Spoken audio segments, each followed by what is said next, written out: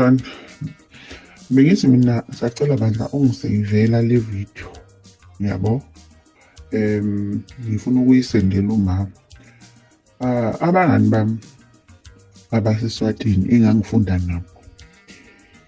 Men and women kade bekhala ngalento. Kade bethi bayasaba izingane zabo bayisabela ngoba izingane ziyalahleka eSwatini. Especially uma kwafika lesi sigebengu lesi. Kuthiwa make nje kwafika yena hawu. Kuthiwa ngisho large number, a very scary number. And izinto ezikanjalo aziveli endabeni. So bavele bangazi ukuthi izingane bazenze njani, bazoyiposa kuphi ngenxa yokuthi uma kwafika le ndoda. So engathi befuna ukuboycott.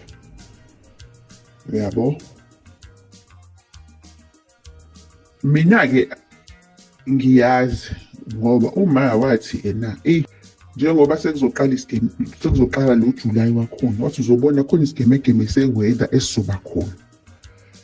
Yabona leya hurricane eyenzeka kuthiwa kuyena.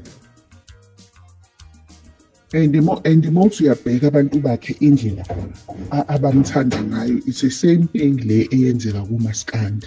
Abantu bathande Hayi ngana kwethu njalo indaba kwizona ezihamba phambili esilo sithole njalo ezenzeka endaweni yaseSwaziland ukuthi ke kunensolo zokuthi basola inkosi yamaNazaretha, inkosi uShembe, ukuthi naye inesandla ukulahlekeni kwabantani. Kanjalo ke nenkosi yaseSwatini laphana kuzokhumbula ukuthi ke unyazi lezulu ke lafika kwelaseSwatini laphana lizozama ke bathi ke bayizoqanisa inkosi yamaswati ke laphana. Sazwe ingane zakwethu ukuthi ke izindaba zileqiniso okangakanani okanye mhlambe kozanywa ukwehlisa isithunzi senkosi yamaNazaretha, inkosi uShembe. Kodwa mina ngizofisa ukuzwa kuwe comment section ukuthi wena mhlambe lithini lwakho ngalolu daba. Ke sivele hlana comment section ke ngizwe lwakho ngalolu daba. Mina ngilasibona ingane zakwethu sengiphuma njena kodwa ngiyathembisa uyabuya yafuna ezinye izindaba ezilandelayo kwivideo